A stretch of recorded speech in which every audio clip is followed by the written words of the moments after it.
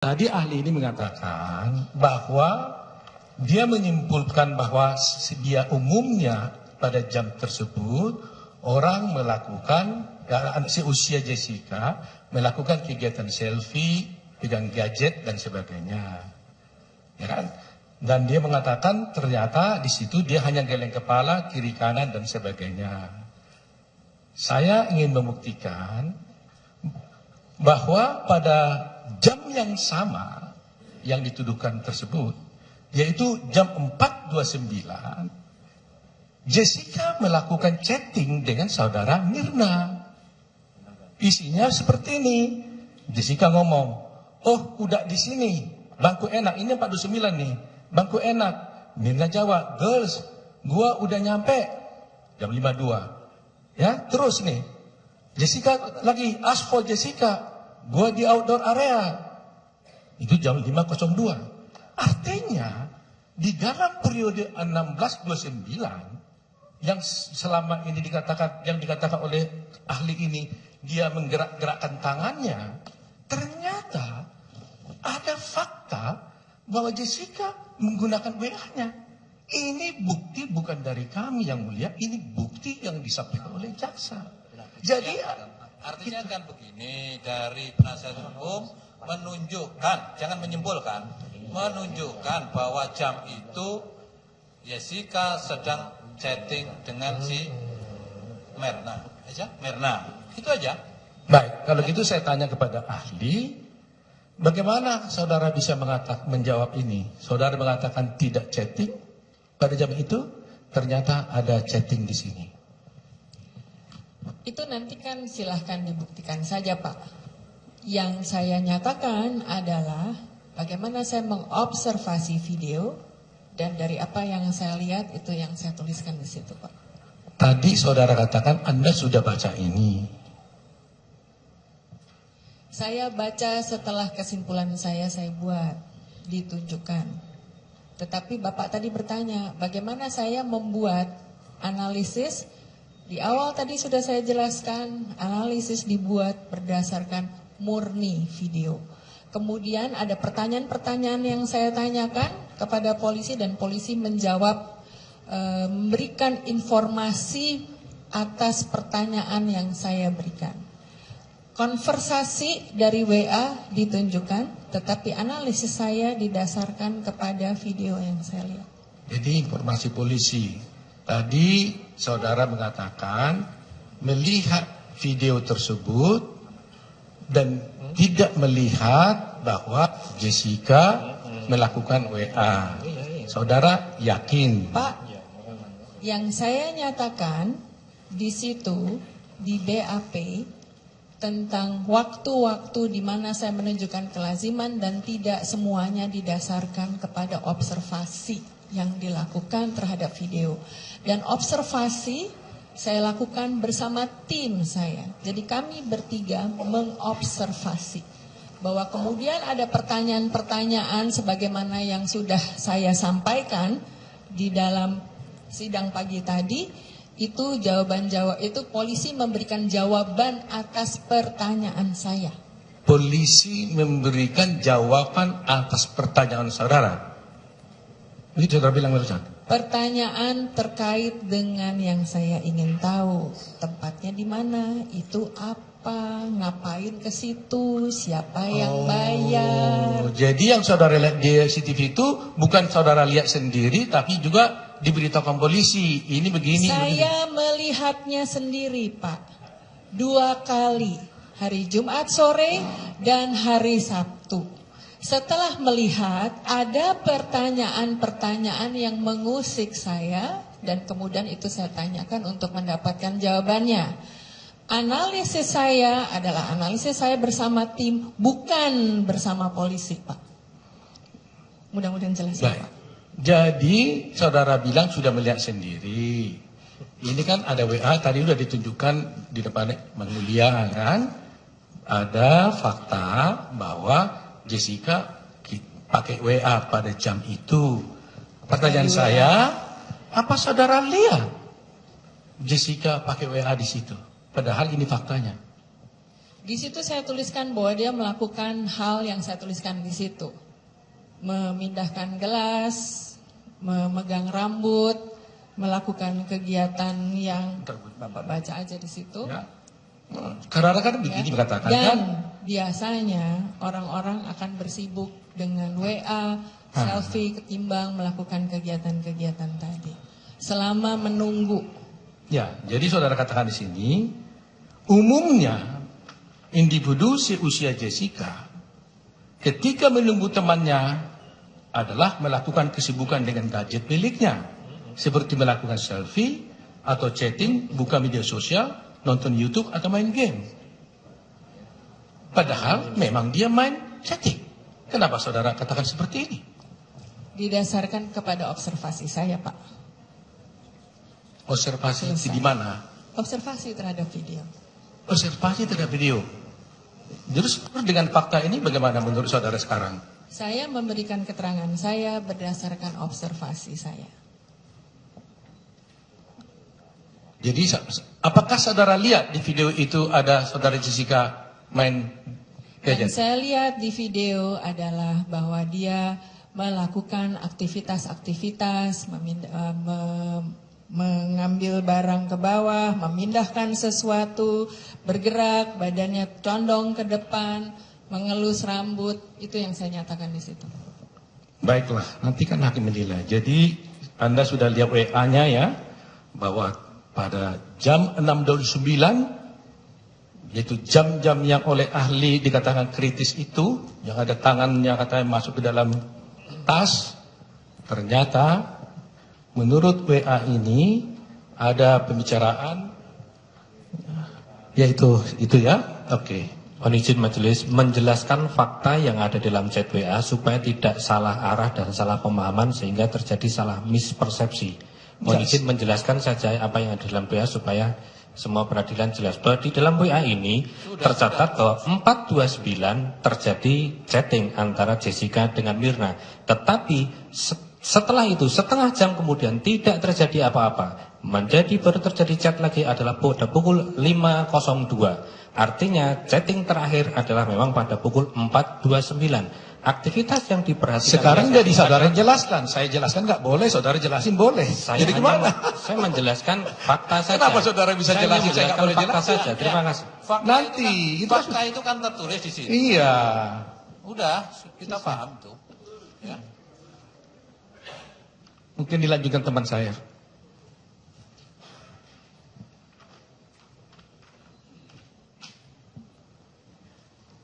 Baik, kepada ahli, kembali lagi kalau saya melihat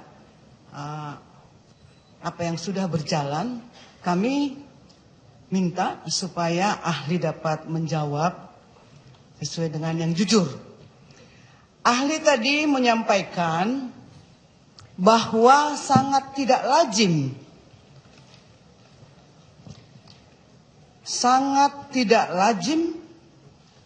seorang jam 16.44 ayat 10 dikatakan begini. Ini keterangan ahli ya. Setelah koktail miliknya habis dan diangkat oleh pramusaji, Jessica meminum koktail yang ditujukan untuk temannya Hani. Kemudian ia menggeser gelas koktail menjauh dari depan mejanya. Umumnya, seseorang tidak akan meminum pesanan yang dipesankan untuk orang lain. Benar. Kalaupun masih mau minum, seseorang akan memesan lagi pesanan baru untuk dirinya sendiri. Saya mau tanya, apakah dengan pendapat ahli seperti ini adalah sesuai dengan apa yang ahli sudah jelaskan di depan sebelumnya, jam-jam yang sesuai dengan CCTV yang ahli lihat. Apakah ahli tahu ada di situ gelas koktail untuk Hani? Dari pengamatan saudara terhadap CCTV yang diperlihatkan kepada ahli oleh penyidik kah atau oleh siapa? Dia boleh dijawab. Ya. Oke. Nomor satu, Bu, terima kasih bahwa Ibu meragukan kejujuran saya. Ya. Ya. Dengan Ibu bilang saya diminta untuk menjawab jujur, saya tuh disumpah, Bu. Iya. Ya. Benar. Oke. Kemudian yang kedua, dari mana saya bisa menyimpulkan bahwa gelas tersebut adalah gelas koktail untuk Hani? Ini menggunakan logika rasional, Bu. Logika. Ya. Mengapa demikian? Karena ada janji bertemu dengan 3 orang, Bu, di situ. Jessica, Mirna, dan Hani. Hidangan yang minuman yang disediakan ada 3. Jadi ketika minuman itu kemudian satu diminum oleh Jessica, yang satu kemungkinan adalah untuk Hani.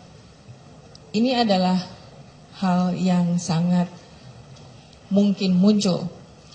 Bahwa kemudian jika seandainya itu adalah minuman untuk Jessica, maka pada saat dia minum gelas yang kedua, gelas itu tidak akan digeser menjauh dari dia. Baik.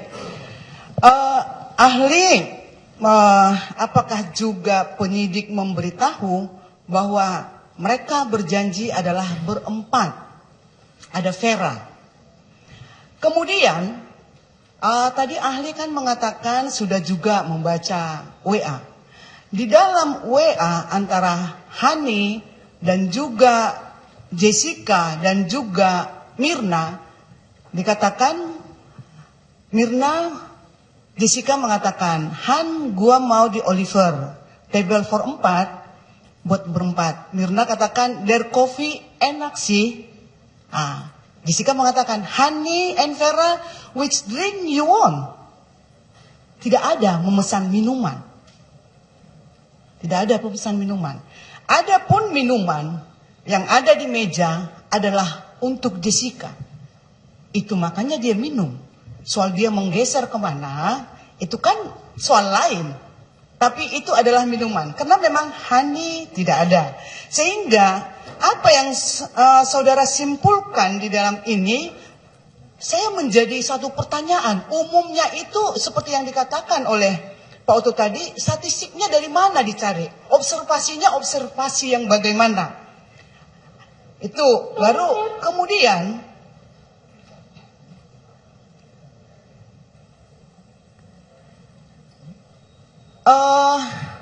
ada juga ahli mengatakan ketika pramusaji menghidangkan minuman, paper bag tetap berada di atas meja. Mengenai paper bag, seperti tadi ahli menyampaikan bahwa itu spontan, menaruh tas, kalau tidak ada mic berada di posisi sebelah kanan. Tapi karena ada mic dan juga tidak kidal, sehingga menaruh tasnya ini tadi karena ada mic taruh sebelah sana. Saya mau sampaikan juga kepada ahli, ini termasuk umum atau apa? Saya beberapa kali sidang ke sini, datang taruh tas di meja. Tadi saya sempat foto, jaksa baru datang, padahal ada berkas, taruh tas di meja. Setelah beberapa menit kemudian, mungkin tiba-tiba sadar, dia baru taruh ke bawah. Saya juga begitu. Ini termasuk apa menurut ahli? Termasuk keanehankah? Atau saya di luar daripada yang umumkah? Atau tidak lazim seperti yang tadi ahli katakan? Karena itu saya berulang-ulang membuat itu. Dan mungkin rekan saya tadi perhatikan, Ibu Jaksa juga tadi menaruh tasnya. Dan itu cukup lama. Saya foto. Itu menurut ahli bagaimana? Dalam konteks ruang sidang, Ibu, semua kursi di tempat Ibu ada orangnya. Jadi tampaknya ada kebiasaan untuk meletakkannya di meja sebelum dipindahkan ke tempat lain. Jadi ada lagi satu pengecualian, saya datang itu pagi-pagi atau habis istirahat, orang tidak ada. Tapi saya lazim taruh tas, baru kemudian saya berpakaian, orang tidak ada. Saya tidak menaruh. Dan sekarang tas saya ini ada di belakang. Mungkin yang menurut ahli katakan, karena tidak ada statistik, satu ukuran yang pasti, Sehingga menurut pendapat saya, tapi kembali nanti kepada ahli akan mengatakan apakah ini hal yang lazim dengan menaruh tas ataupun paper bag. Kemudian seperti tadi ahli sampaikan bahwa Jessica tadi ahli mengatakan saya ingin tahu juga CCTV yang mana yang ahli lihat bahwa Jessica berkeliling-keliling. Yang mana maksudnya berkeliling-keliling?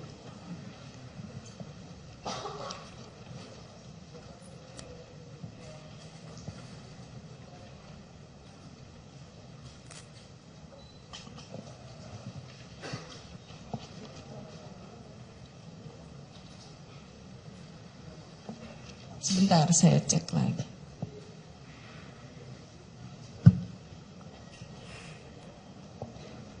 (16.14) Ya, coba.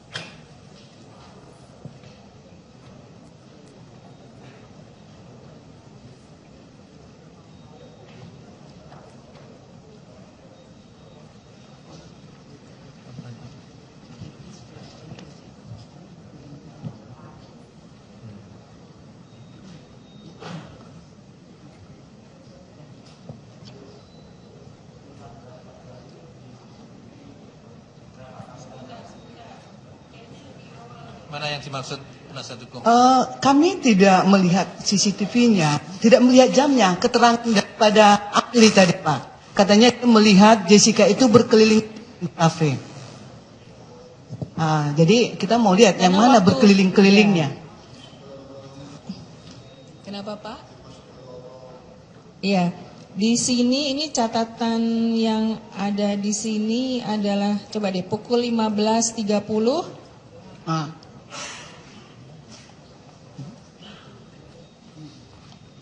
Coba lihat gambar ada.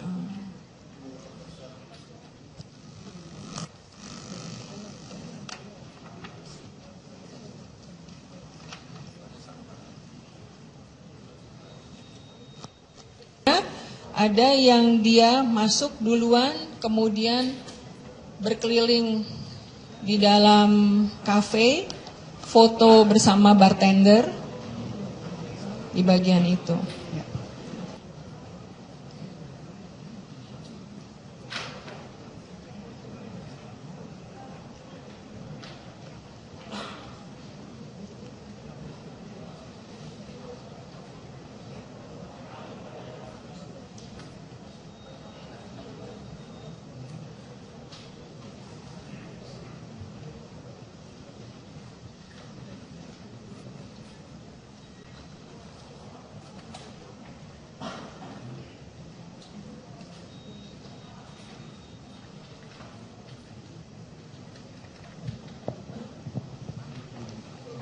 Yang mana ahli Ya, yang berkeliling? yang adegan di sini, nanti dia ada jalan begitu.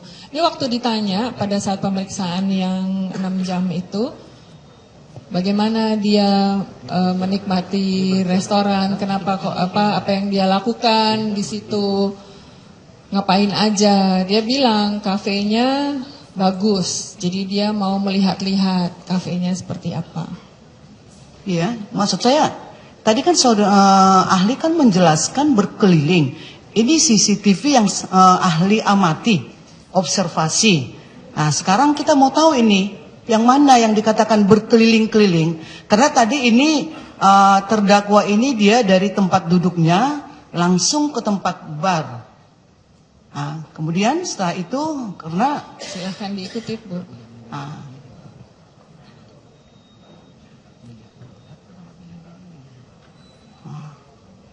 ini berkeliling atau berjalan atau melihat. Karena kalau berkeliling berarti semua restoran itu dia kelilingin. Yang saya mengerti begitu bahasa Indonesianya, berkeliling. Nah. Ya, ini berkeliling dari keterangan dari ahli ya, jangan disimpul-simpulkan ya. Ahli yang dimaksud berkeliling itu bagaimana? Mengitari restoran, Yang Mulia.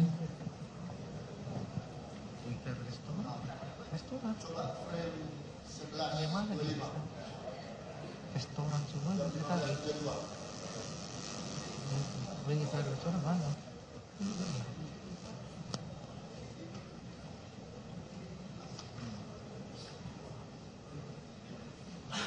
Jam 15.32 atau frame 11.25.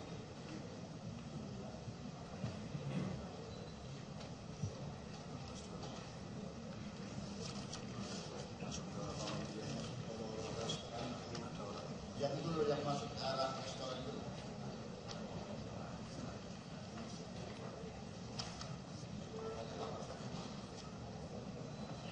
Apakah itu loh? Yang coba apakah itu maksudnya? Ahli? Apakah itu maksudnya ahli? Enggak, belum muncul.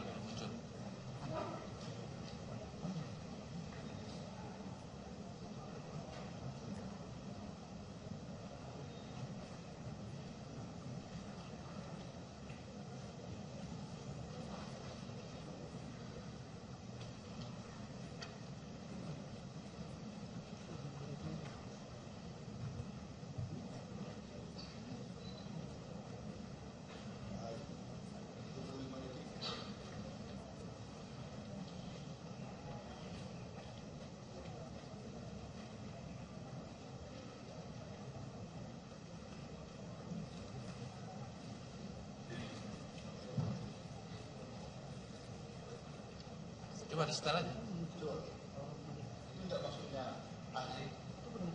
Masuk ke dalam, keluar lagi. Kemudian ada yang dia berjalan di restoran. Itu kata polisi atau tahu ya? Tahu milik sendiri. Di gambar berapa ahli? Mungkin bisa dibantu jaksa untuk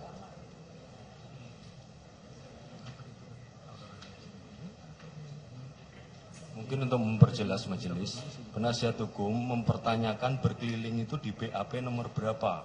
Oh, saudara jaksa, saya hanya mempertegas jawaban daripada ahli. Saya catat di sini. Tadi ahli mengatakan bahwa Jessica berkeliling-keliling di kafe. Jadi saya sangat tertarik ini. Karena dari awal ini kita putar tidak ada gerakan berkeliling. Nah, saya konfirmasi daripada jawaban daripada ahli tersebut. Nah, apakah memang bentuk pertanyaan polisi? Sehingga, oh bukan ya, oke. Mohon bersabar, ini akan Ya. mungkin akan yang benar ini, yang dimaksud penasihat, yang dimaksud oleh ahli mungkin yang tanya ini, cuman mohon bersabar.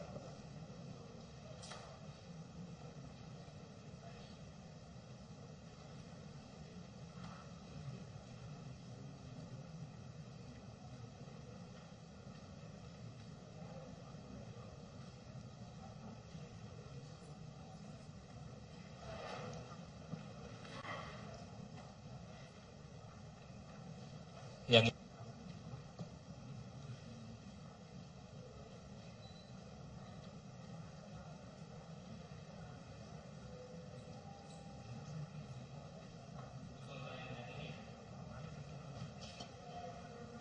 Itu yang saudara maksud berkeliling? Iya. Oh, kirain kalau berkeliling itu mengitari restoran itu hanya dari meja ke kasir.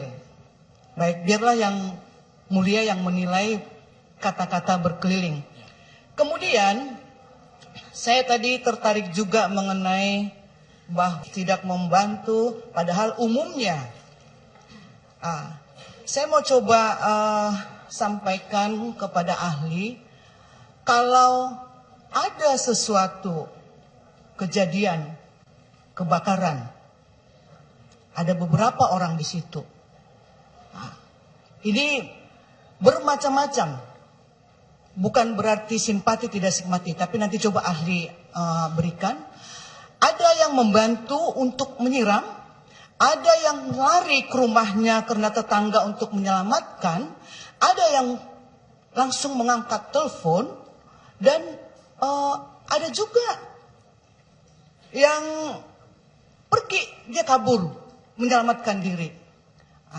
Ini dari satu peristiwa, seperti tadi juga yang sudah digambarkan Pak Oto, ada bermacam-macam. Ada juga yang diam untuk melihat dan menunggu apa yang selanjutnya terjadi. Menurut ahli, kejadian seperti ini apa? Bisa ahli gambarkan umumnya kah atau kelakuan yang seperti apa? Yang Ibu tanyakan adalah bagaimana orang berkecenderungan berperilaku ketika berhadapan dengan musibah yang sama. Ya. Jadi bicara tentang kebakaran, yang Anda maksud adalah apa? Sama-sama sebagai korban ataukah apa di sini? Ini satu rumah, jadi bukan sama-sama korban. Ada beberapa orang yang sedang berada di tempat itu. Melihat kejadian ini, ada bermacam-macam perilaku.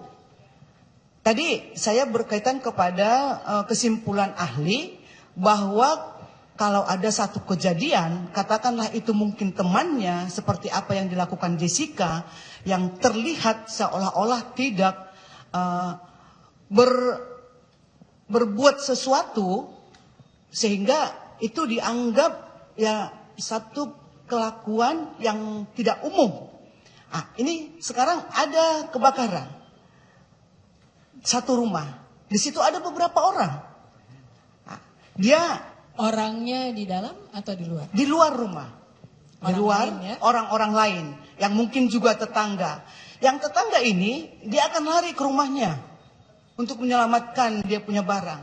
Ada juga orang lain yang membantu, orang lain juga. Ada juga orang, tapi ada juga orang lain yang mungkin diam aja. Yang saya mau tanyakan, yang seperti ini menurut ahli itu umumnya yang bagaimana? Bicara tentang musibah yang Ibu tanyakan tadi sebagai contoh, misalnya rumah Ibu yang kebakaran ya Bu ya, kebakaran besar gitu. Itu maka reaksi orang-orang di sekitar rumah Ibu, entah Ibu ada di dalam atau Ibu mungkin tidak ada di rumah, menghadapi rumah Ibu yang kebakaran, reaksi orang pada umumnya akan berusaha untuk membantu dengan memadamkan api, dengan menghubungi dinas pemadam kebakaran, dengan berusaha mungkin berteriak untuk memastikan di rumah ada orang atau tidak. Kalau di rumah ada orang, sebagian akan berusaha sambil memadamkan api, menyelamatkan Ibu mungkin yang ada di dalam. Tapi mungkin memang ada orang yang diam aja nonton atau bahkan selfie-selfie Bu. Oh ya, jadi bisa bermacam-macam ya. Bisa bermacam-macam. Oke. Pada saat Ibu masuk ke dalam perilaku umum orang-orang untuk bersikap, kecenderungan orang kembali kepada semangat altruisme tadi yang ada dalam diri setiap orang yang normal pada umumnya adalah akan tergerak untuk membantu menyelamatkan rumah Ibu yang kebakaran tadi. Apapun bentuk perilakunya. Ada satu lagi. Saya mau tanyakan, waktu ahli hadir ke Polda mendampingi Prof. Roni, apakah kehadiran ahli pada waktu itu resmi sebagai asisten, sebagai apa kehadiran ahli pada waktu itu? Kehadiran saya sebagai psikolog klinis yang bersama-sama Prof. Roni melakukan assessment. Prof. Roni sebagai seorang kriminolog, dia menjalankan fungsinya sebagai kriminolog. Saya dalam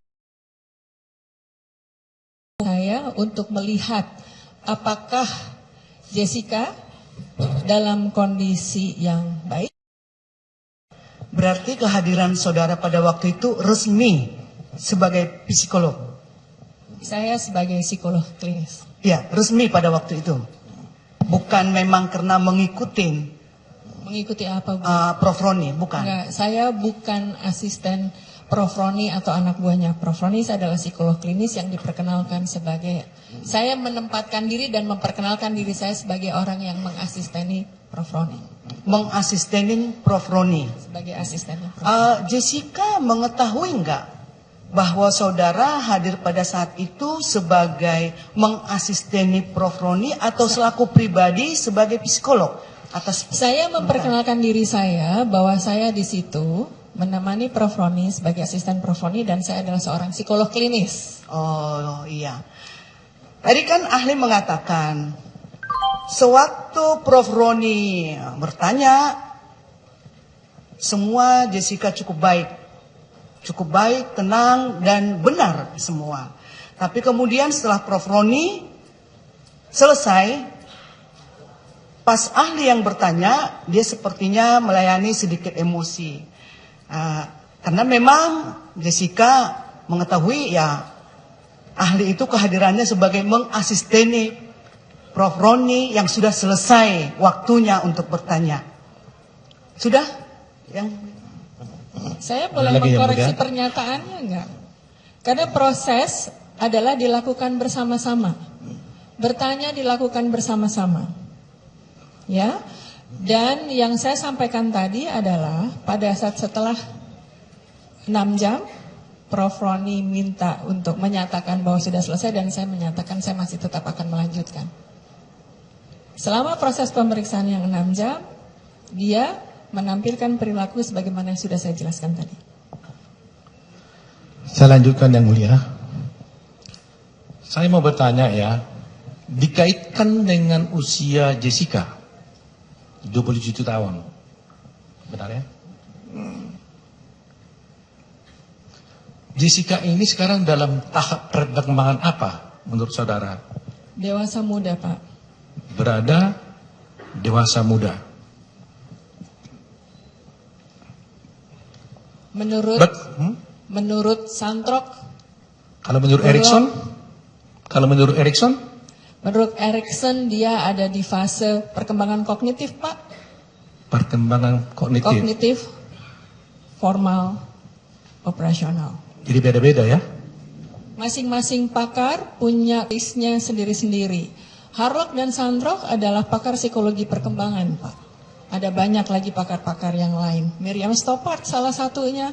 Sementara Erikson dia dia menampilkan pada proses perkembangan yang lain lagi. Jadi artinya para pakar itu mempunyai kriteria-kriteria sendiri, atau saya bertanya aja, apakah pakar-pakar tersebut membuat kriteria-kriteria sendiri untuk menentukan perkembangan usia anak ini? Para pakar tersebut berpegangan pada benang merah yang berlaku universal pada setiap tahapan perkembangan manusia, Pak. Dan meskipun mereka adalah pakar-pakar yang besar di Barat, ditemukan bahwa perkembangan manusia di belahan dunia manapun juga mengikuti milestone yang sama. Para pakar memiliki, saya menyebutnya sebagai passion, atau keberminatan yang intens terhadap subyek-subyek tertentu yang kemudian menjadi kekuatan teorinya. Tadi saudara mengatakan, teori Erikson mengatakan kalau posisi 20 tahun itu dewasa, apa tadi? Kognitif ya? Apa? Erikson adalah salah satu pakar perkembangan yang menyatakan bahwa di usia Jessica masuk ke dalam usia dewasa, Pak. Dewasa apa? Dewasa awal, Pak. Dewasa awal. Coba saudara jelaskan bagaimana saudara bisa mengaitkan perilaku dewasa awal dengan perilaku menunggu teman. Maksudnya gimana, Pak? Kan saudara mengatakan bahwa perilaku Jessica menunggu teman itu biasanya adalah pakai gadget-gadget dan sebagainya. ya kan? Nah sekarang saya mau bertanya, bagaimana saudara mengkaitkan itu? Bahwa kan saudara katakan pada umumnya, saudara bilang pada umumnya usia seperti Jessica adalah perilakunya adalah pakai gadget kalau menunggu teman. Jadi bagaimana saudara mengkaitkan antara usia 27 tahun dewasa awal dengan menunggu teman? Usia dewasa awal adalah begini Pak. Begitu masuk usia 21 tahun ke atas, orang masuk ke dalam kelompok usia dewasa.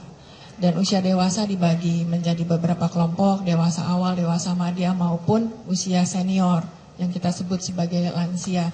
Pengelompokan usianya juga berkembang sesuai dengan zaman dan ada koreksi dari pakar-pakar masuk ke dalam ranah psikologi yang lebih modern, kemudian membuat pembagian usianya juga berubah. Nah, sekarang bicara tentang usia dewasa awal, kita masuk ke dalam tugas perkembangan, Pak. Di sini tugas perkembangan usia dewasa adalah mampu mengambil keputusan secara mandiri, mampu meregulasi emosinya, mampu membina karir dan membina hubungan relasi sosial dengan orang-orang secara sehat, termasuk juga membina hubungan intim. Dan di sini masuk ke dalam usia mempersiapkan diri untuk berumah tangga. Itu adalah bagian dari tugas perkembangan usia dewasa dan dewasa muda. Dan kemudian ketika masuk ke dalam tren perilaku, kita bicara tentang tren perilaku usia tersebut di masa sekarang. Tentu kita bicara tentang kebiasaan-kebiasaan yang kemudian muncul dan tumbuh sesuai dengan zamannya. Yang kemudian ahli yang lain, saya lupa namanya, kemudian membentuk pembagian generasi seperti generasi baby boomers, generasi X, generasi Y, kemudian generasi milenium. Milenium adalah yang akhir tahun 90-an sampai sekarang. Jessica masuk ke dalam kelompok The Y Generation, Pak. The Y Generation adalah mereka yang lahir di akhir tahun 80-an sampai kemudian ke usia yang milenium. Nah, di situ ada sebuah tren perilaku di mana keterikatan terhadap internet, terhadap gadget itu muncul makin lama makin kuat. Dan mengapa demikian? Karena fasilitasnya juga memang ada. Kita tahu bahwa dengan perkembangan modernisitas internet mengubah banyak sekali perilaku dan dengan adanya teknologi internet maupun alat telekomunikasi canggih itu juga membuat generasi muda semakin memiliki perilaku yang terikat dengan gadget, internet, dan segala fasilitas yang ada di situ. Dan perilakunya menjadi